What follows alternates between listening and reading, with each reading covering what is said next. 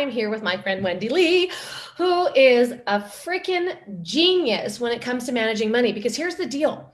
Most women don't talk about money because it makes them feel uncomfortable. Maybe they weren't taught it. None of us were taught it, by the way. None of us were taught about it in school. We're taught about compound interest. We're taught about how to save, how to spend, how to do. None of us were taught that, right?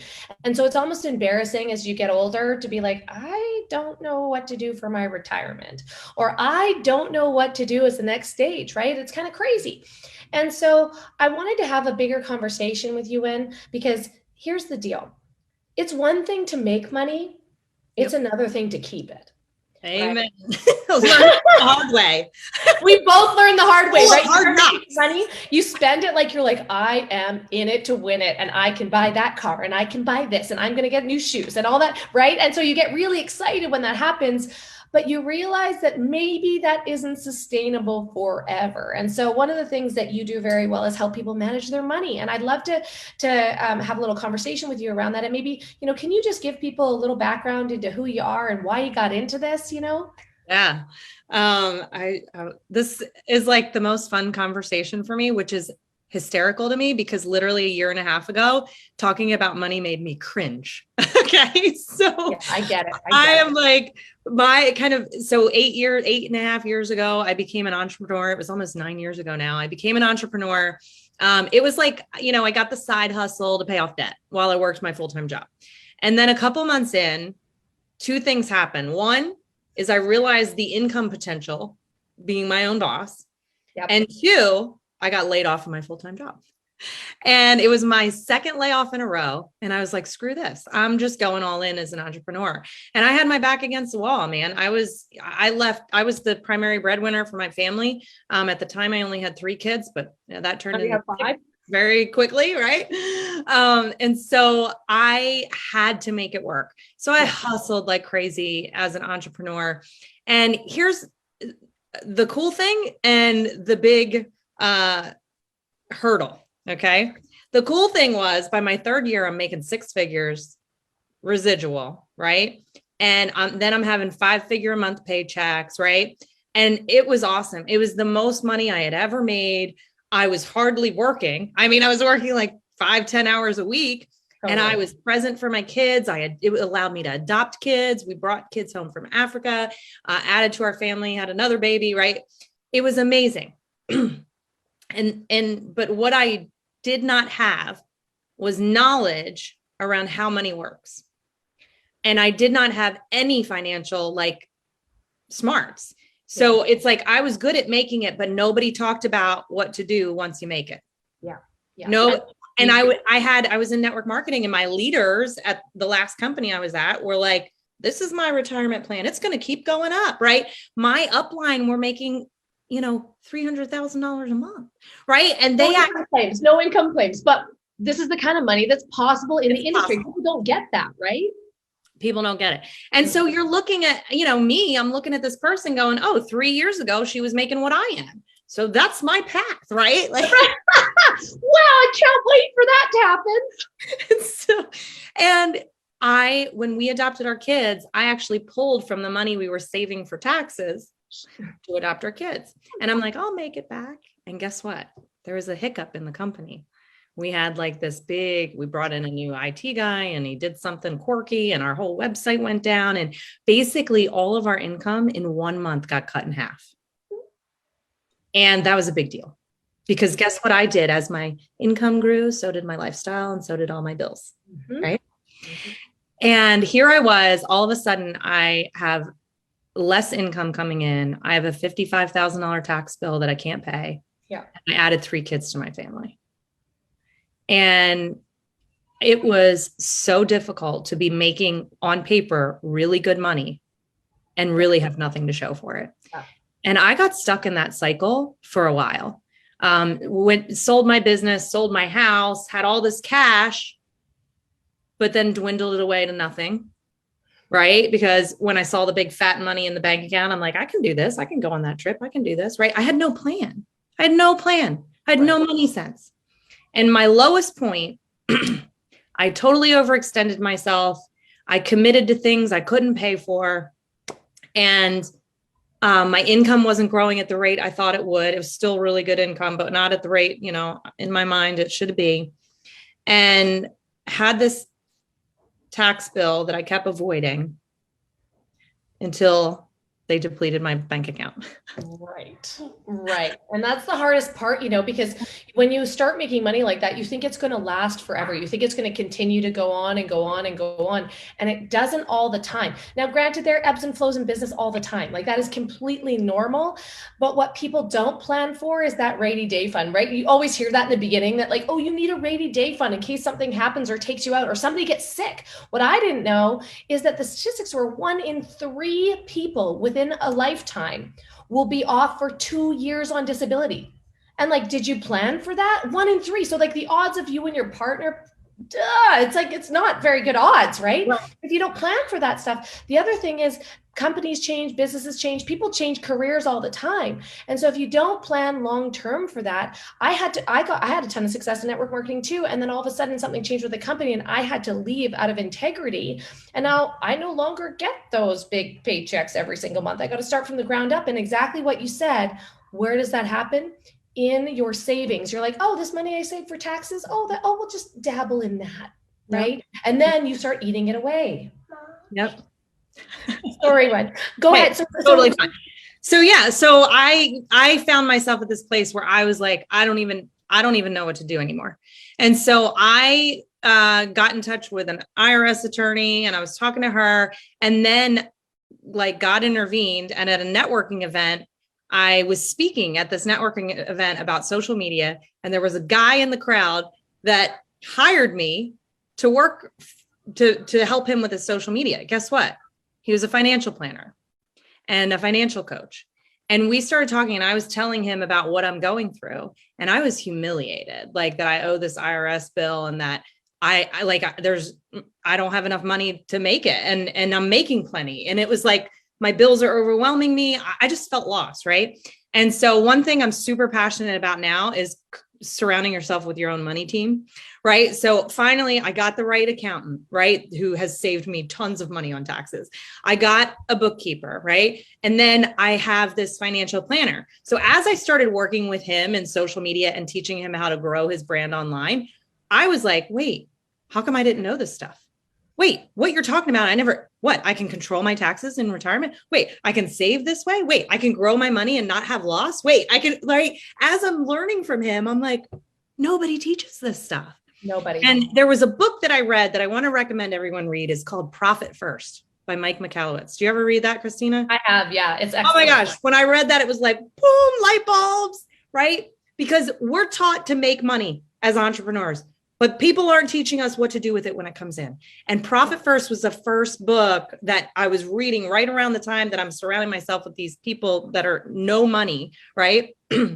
That know KNOW money.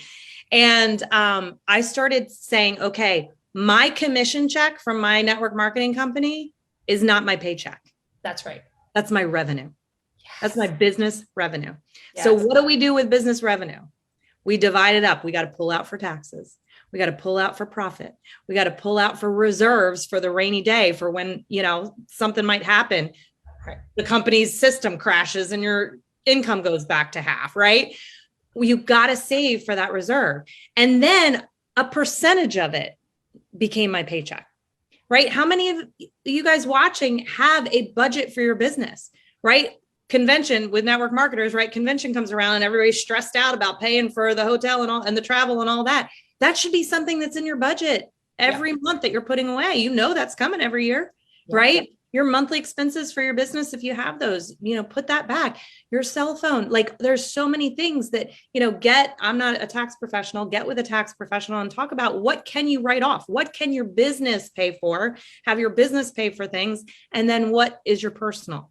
But dividing up, in our company, the Turning Point Group, we call it the TPG money split system, right? Yeah. And we show you how to map out splitting that money up so that it's all in the right spot. And you guys, it takes so much pressure off. Yes. When you're like, well, and you don't feel like you have as much money when it's all divided up in little accounts. Yeah. Right. And when you pay yourself first, that was one of the concepts that I didn't have because, like you, I like to spend money. A lot of women do. Right. And so when you learn to pay yourself first, you don't even miss that little bit off the paycheck. Right. If it's going into savings or being allocated, and diversification, especially right now in what is going on in the world, is so important. And it's to build those assets. Right. You take your business revenue and then you build assets that pay you. And that's how people create wealth. Absolutely. I never knew that my money could make me money in the way it can, right? Like, and I just thought network marketing would be my residual income for life. But now I actually have a system set up and I pay myself first. Right when I get my monthly paycheck for my network marketing, there is a part that comes off and goes right into a different account that I don't touch. And that account isn't my money is growing at market return. And when the market goes down, I don't lose any money. And when the market picks up, it's getting market return. And when it goes down, I don't lose any money.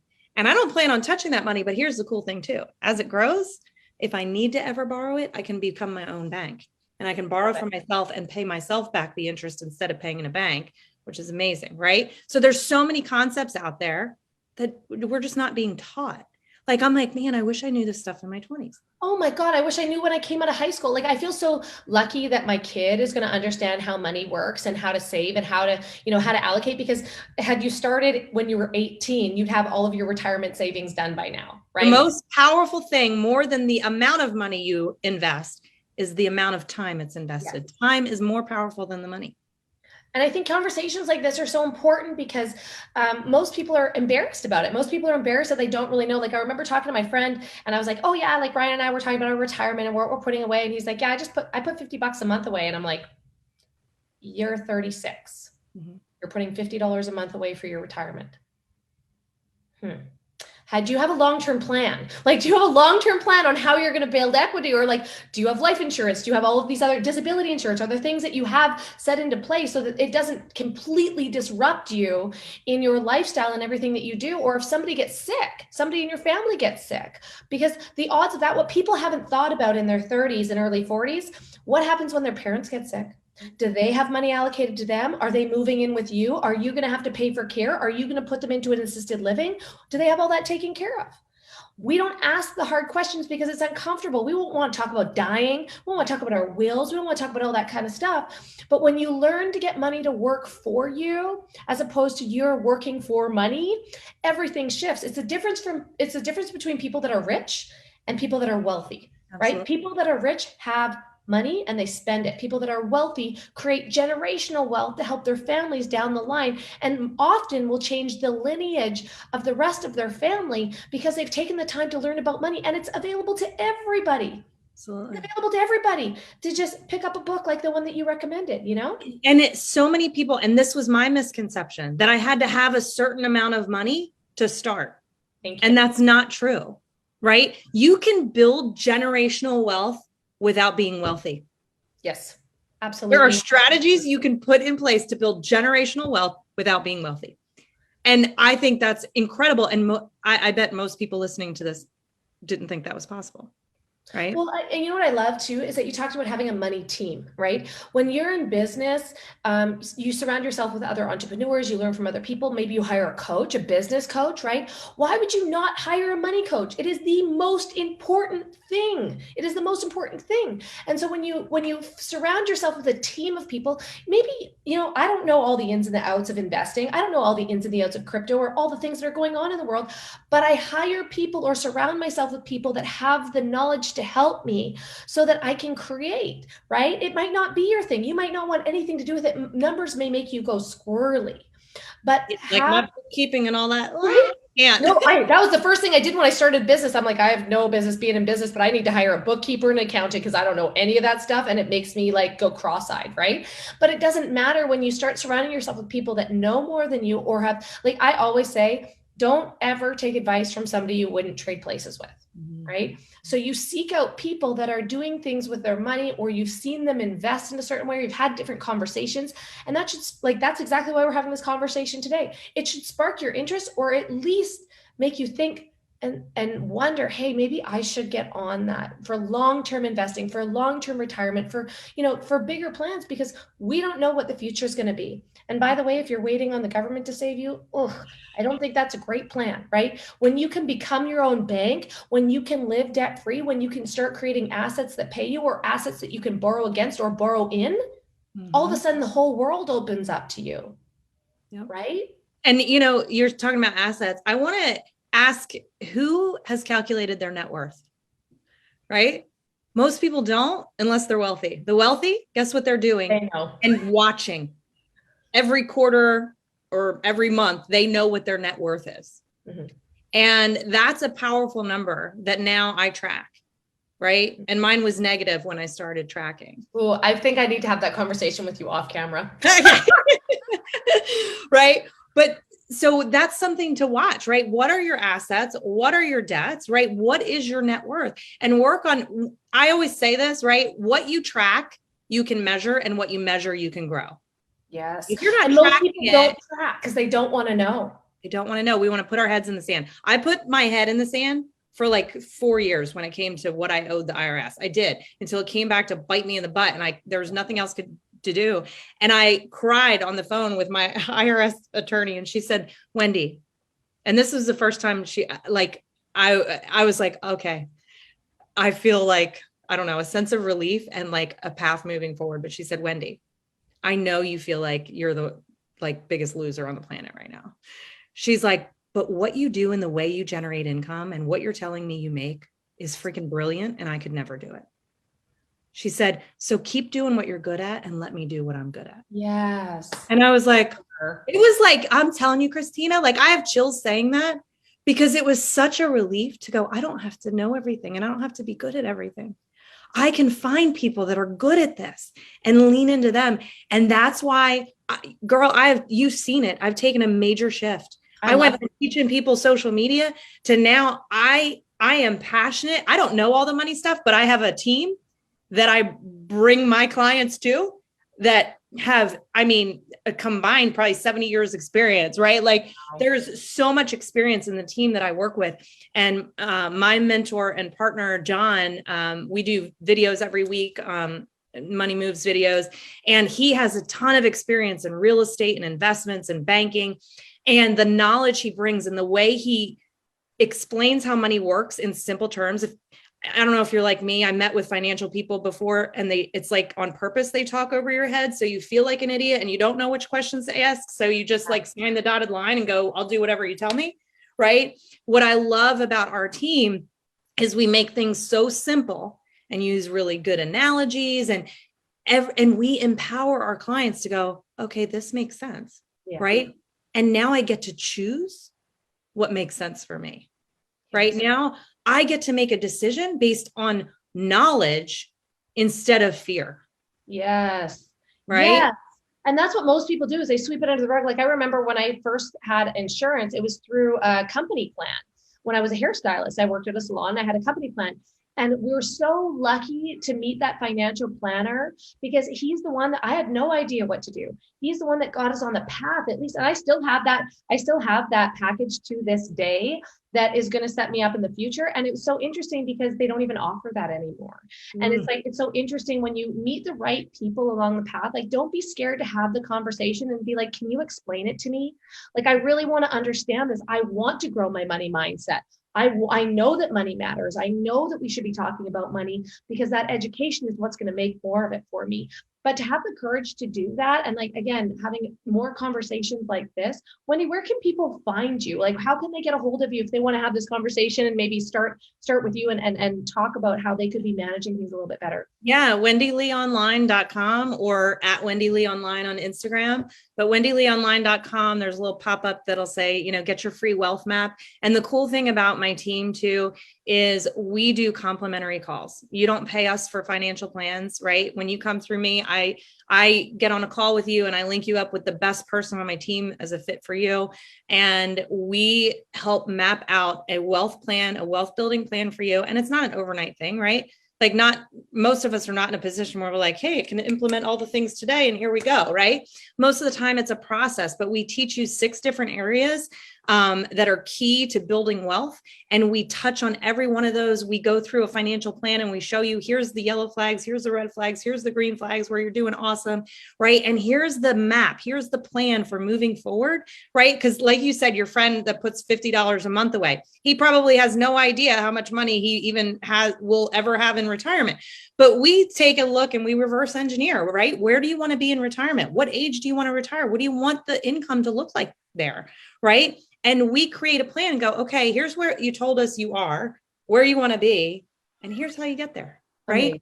When you have that clarity, then you get to make a decision. Either I'm going to make this work or I'm choosing to rob for my future self. You know what I mean? But the other thing is that's cool. And there's two things I want to say. One is that it's cool because there's really no, you take the emotion, it's kind of math, right? With the things we do, it's math, right?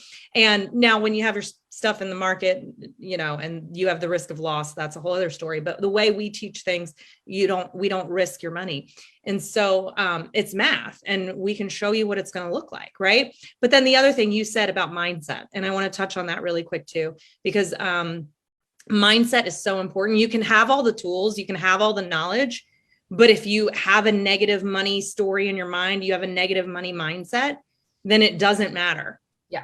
Because you're not going to pay yourself first if you have that scarcity mindset, or if you're so scared, yeah, right? So you've got to change your money mindset. And that's something I've been working on because I've now got the systems in place and I've now got the map and the plan in place. But I realized, you know, I still have this money mindset issue. And so I read the book, Secrets of a Millionaire Mind. We actually have a book club happening right now. So good. And it was so empowering to me. And so in that book, he says, point to your head and say, I have a millionaire mind. And I just got to tell you this, Christina, because one day we're going to look back on this video. But I have a billionaire mind. Yes, I have a billionaire mind too. Billionaire mind. And I pulled out, I'm like, who's a billionaire? Who's a female billionaire? Sarah Blakely. Right? She cut off some pantyhose. Now, granted, she worked really hard to become a billionaire, but she did it. I can do it. Right? I have a billionaire mind. And in that, was it that book? I think it was that book. I think it was that book that he talked about Donald Trump. And he's like, can you imagine Donald Trump only having $1 million? He would think like he's broke. Right? Yeah. Yeah. And I'm like, that's the mindset, right? A lot of us have this cap in our mind, what we think is a lot of money. Right. And we keep hitting a ceiling. Because we tell ourselves that's what it is. Tell ourselves that. And I'm like, I'm going to have a mind like, you know, not totally like Donald Trump, but when it comes to money, right? Like millionaire mind, right? A billionaire mind. So then multi-millions is no big deal, right? But right. We got to train our brain and have the belief. So that's another piece too that I really want to dig into. So that belief point is so important. And, you know, I just gotta share this real quick because you just reminded me, you know, I grew up in a family where my dad was a blue collar journeyman, worked for Hydro. My mom was a home care nurse. Right. And so that was our mindset. We never went without, but we never had grandiose things. And they were always really, really good at saving. But what I didn't realize is that my money mindset when I came out of school or when I went out and lived on my own was I just need to make enough money to pay my bills. That's what it was. And I remember this one class, I finally I got through school for hair. I walk into a new salon. We had a class. And I remember one of the very first classes I walked in on a Monday was the color rep came in and she taught how to become $100,000 stylist. And I went, what? You can make $100,000 a year being a hairstylist? I could make $100,000 a year? That was the first time that I actually thought in my mind, wow, my mindset was expanding. Like, I'm fully capable of that. I can do it. And you need to hang out with cool people like Wendy to realize that you do have $1 billion mindset, right? And that your mindset grows with the people that you spend time with. When you start to hang out with other people that are making more money than you, you start to think like them. You know, we've got friends that are here visiting from Victoria, and they run a vacation rental company where they rent really high-end vacation rentals. They make people more money and they take 20% more money than they'd ever make in another area, right? And so it's solving problems for people. Here's the difference. I heard this the other day, and I know it's an old quote. The difference between a millionaire and a millionaire knows how to make money. A billionaire knows how to make other people money. Ooh, that's good. That's good. Right. And Yeah. so when you learn that and you start hanging out with people that are constantly solving the world's problems, we had dinner last night with people that are making great money because they learned how to solve a problem that was unique to right now. And they're making multiple millions, tens of millions of dollars solving that problem. So it changes your mindset and it makes you realize that you're no different than me. I'm no different than her or him. And I'm fully capable of doing that if I'm willing to solve problems that need to be solved. And what's key too is you just said you were talking about money. Mm-hmm. I grew up and I didn't know what my parents made. We don't talk about money. Right. Talk about money. Right. It's nobody's business. That's private business. But guess what the wealthy are doing? All the time. They're talking about money.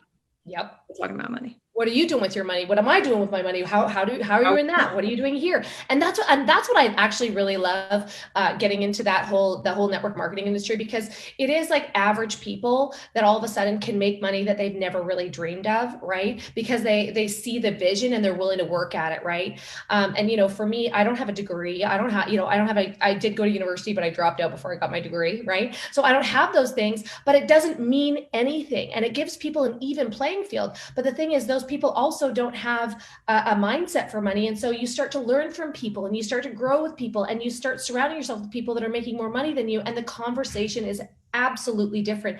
I don't know if I'd ever be in the position right now to be even having this conversation with you had my mind not be open that way. So I really, really, really appreciate that you came here today to have this conversation, and be able to share it with people on my podcast and share it with people online, because I think it's such a valuable conversation to have. So thank you so much, Wendy. I really appreciate it. Christina, I appreciate you bringing me on.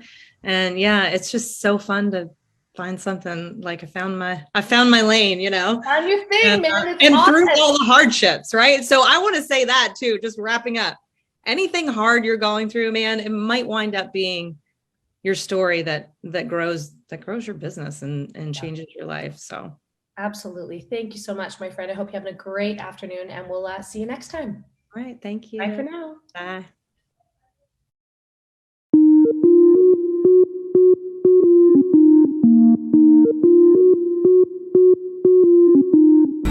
If you think this video can help a friend, make sure you share it.